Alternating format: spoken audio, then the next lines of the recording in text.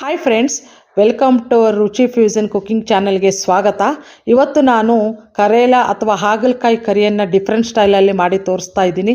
ಮೊದಲಿಗೆ ಕರೇಲವನ್ನು ತೆಗೆದುಕೊಂಡು ಹಾಗಲಕಾಯಿನ ತೆಕ್ಕೊಂಡು ಲೈಟಾಗಿ ಸ್ಕ್ರೇಪ್ ಮಾಡಿ ಅದನ್ನು ಒಂದು ವಿಷಲ್ ಬರೋವರೆಗೂ ನೀರು ಕುದಿಸ್ಕೊಳ್ಬೇಕು ಕುಕ್ಕರ್ನಲ್ಲಿ. ನಂತರ ಒಂದು 3ರಿಂದ 4 ಆಲೂಗಡ್ಡೆನೂ ಕೂಡ ಒಂದು 3 ವಿಷಲ್ ಹಾಕಿಸಿ ಅದನ್ನು ಸ್ಮ್ಯಾಶ್ ಮಾಡಿ ಉಪ್ಪು, ಅಚ್ಚ ಖಾರದ ಪುಡಿ, ಅರಿಶಿಣ ಪುಡಿ ಮತ್ತು ಗರಂ ಮಸಾಲವನ್ನು ಹಾಕಿ ನಾನು ಬೇಕಾದ್ರೆ ಕೊತ್ತಂಬರಿ ಸೊಪ್ಪು ಅಥವಾ ಕರಿಬೇವು ಸೊಪ್ಪು ಕೂಡ ಹಾಕ್ಬೋದು. ಅದನ್ನು ಸ್ಮ್ಯಾಶ್ ಮಾಡಿದ್ದ ಹಾಗಲಕಾಯಿಗೆ ತುಂಬಿಕೊಂಡಿದ್ದೇನೆ. ಅದು ಬೀಜಗಳನ್ನು ತೆಗೆದು ಹೊರಗಡೆ ನಾವು ಹಾಗಲಕಾಯಿಲ್ಲ ಸ್ಟಫ್ ಮಾಡಿಕೊಂಡಿದ್ದೇನೆ. ನಂತರ 1-2 ಸ್ಪೂನಷ್ಟು ಕಡಲೆ ಹಿಟ್ಟಿಗೆ ನೀರು ಬೆರೆಸಿ ಅದನ್ನು ತೆಳ್ಳಗೆ ಕಲಸಿ ಅದನ್ನು ಈ ಚಿತ್ರದಲ್ಲಿ ತೋರಿಸುವಂತೆ ನಾನು ಅದ್ದೆದ್ದು ಆ ಕಡಲೆ ಹಿಟ್ಟಿನಲ್ಲಿ ಹಾಗಲಕಾಯಿ ಅದ್ದಿ 1-2 ನಿಮಿಷ ಎಣ್ಣೆಯಲ್ಲಿ ಕರೆದು ಇಟ್ಕೊಂಡಿದ್ದೀನಿ. ನಂತರ ಅದೇ ಎಣ್ಣೆಗೆ ಜೀರಿಗೆ, ಸಾಸಿವೆ, ಶುಂಠಿ ಬೆಳ್ಳುಳ್ಳಿ ಪೇಸ್ಟ್ ಮತ್ತು ಸಣ್ಣಗೆ ಹೆಚ್ಚಿದ ಈರುಳ್ಳಿಯನ್ನು ಕೂಡ ಹಾಕಿ ಫ್ರೈ ಮಾಡ್ತಾ ಇದ್ದೀನಿ.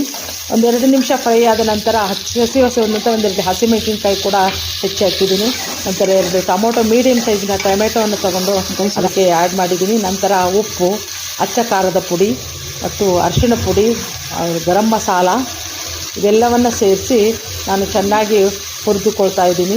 ಅದರ ಜೊತೆ ಸ್ವಲ್ಪ ಹಸಿ ವಾಸನೆ ಹೋಗೋವರೆಗೂ ಚೆನ್ನಾಗಿ ಬೆಂದ ನಂತರ ಟೊಮೆಟೊ ಮತ್ತು ಈರುಳ್ಳಿ ಮಿಶ್ರಣ, ಈ ಕಡಲೆ ಹಿಟ್ಟು ನೀರಿನಿಂದ ಏನು ಮಿಶ್ರಣ ಉಳಿದಿರುತ್ತಲ್ಲ ಅದನ್ನು ಕೂಡ ಆ್ಯಡ್ ಮಾಡಿದ್ದೀನಿ. ಸ್ವಲ್ಪ ನೀರು ಹಾಕಿ 1-2 ನಿಮಿಷ ನೀರಿನಿಂದ ಬೇಯಿಸಿಕೊಂಡು ಅದನ್ನು ನಂತರ ಆ ಹಾಗಲಕಾಯಿ ಆಲೂಗಡ್ಡೆ ಸ್ಟಫ್ ಮಾಡಿದ ಹಾಗಲಕಾಯಿನೂ ಕೂಡ ಇಟ್ಟು ಒಂದು 10 ನಿಮಿಷ ಸಿಮ್ಮಲ್ಲಿ ಇಟ್ಟು ಬೇಯಿಸಿದಾಗ ಹಾಗಲಕಾಯಿ ರೆಡಿ ಸಿದ್ಧವಾಗುತ್ತೆ. ಬೇಕಾದ ತುಪ್ಪ ಅಥವಾ ಬೆಣ್ಣೆನೂ ಕೂಡ ಆ್ಯಡ್ ಮಾಡ್ಬೋದು.